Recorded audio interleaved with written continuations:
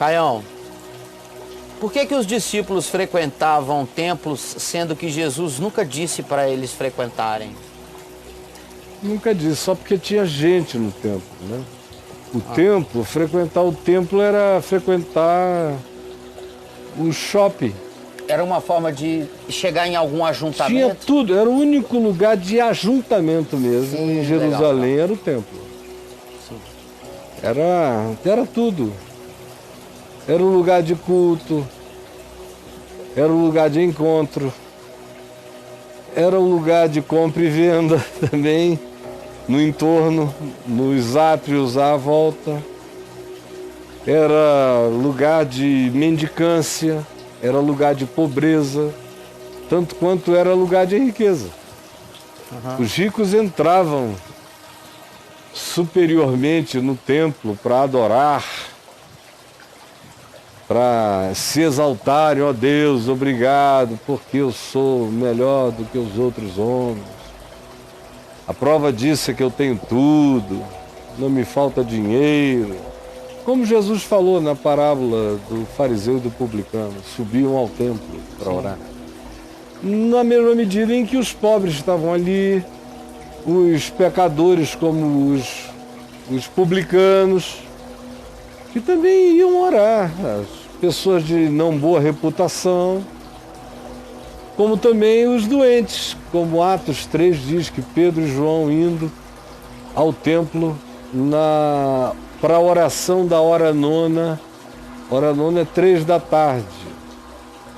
Então hoje em dia você tem isso nas mesquitas, 5 orações por dia. E você ouve o canto chamando lá no minarete da mesquita. Sim. No templo de Israel também havia coisa semelhante. Havia uma convocação, um shofar, e lá dentro havia ritos que começavam e recomeçavam. Por exemplo, no caso de Pedro e João, em Atos 3, eles estavam indo para o chamado das 3 da tarde. Todo mundo chegava, se ajoelhava e orava. E era um lugar onde estava todo mundo. Era um lugar mais óbvio para ir. E eles não tinham nenhum tipo de problema com o templo, eles não eram evangélicos, pentecostais, que hoje em dia, naquele tempo, não havia os cortes que depois se estabeleceram entre judeus e cristãos. E os apóstolos não olhavam para o templo como um evangélico de doutrina pentecostal olha para um terreiro de macumba, ou de candomblé, ou para um centro espírita mesa branca. Não tinha esse olhar, não tinha esse preconceito. Pejorativo. Não, eles só sabiam que aquele era um pessoal que estava no atraso, que eles tinham que pregar, porque na ignorância e na loucura eles disseram amém para a morte de Jesus. Eles corroboraram, e que aquela liderança religiosa toda era podre. Mas enquanto a liderança religiosa não nos puser para fora daqui, nem nos matar, nós vamos ficando. Sim. Acabou que eles se acostumaram a ficar. Era cômodo. E não fizeram o que Jesus mandou fazer, que era sair de lá. Era pregar ali, pregar na Judéia, na Samaria e ir para o mundo inteiro. Eles demoraram 7 a 8 anos para conseguirem fazer essa viagenzinha mínima. Dali para Samaria, 5 anos sem fazer a viagem. Só presos naquilo ali.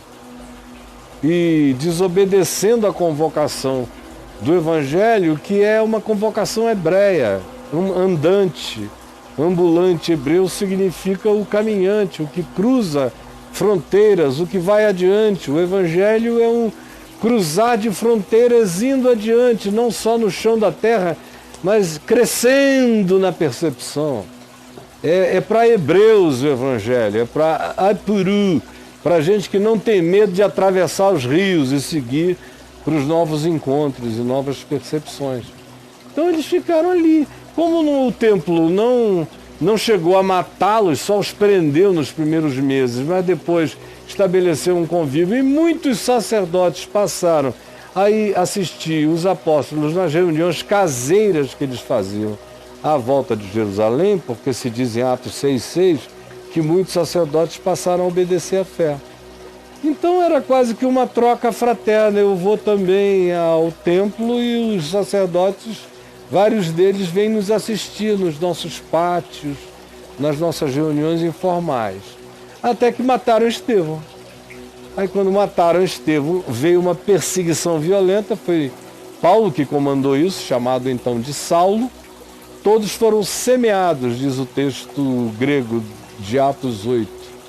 Foram dispersos, está na nossa Bíblia, no grego está, foram semeados, como se fosse assim, a soberania de Deus jogando semente de crente para fora da religião, para fora do templo, para fora daquele condicionamento que deu provas da sua capacidade de virar um container e um aquário com a primeira geração já de discípulos e apóstolos, que ao invés de sair e ir, ficaram e só saíram quando foram perseguidos até a morte.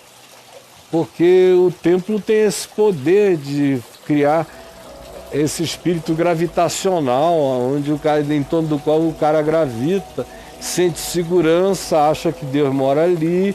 Daqui a pouco ele vai naturalizando o paganismo que o templo em si significa. E para ele, Deus está no templo. Deus está no templo.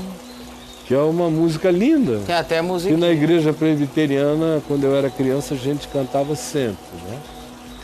E a maioria de nós não era ensinado que Deus estava em todo lugar, sobretudo no coração. Então dava aquela sensação católica mesmo de, deixa eu me ajeitar aqui porque Deus está no templo. Entendi.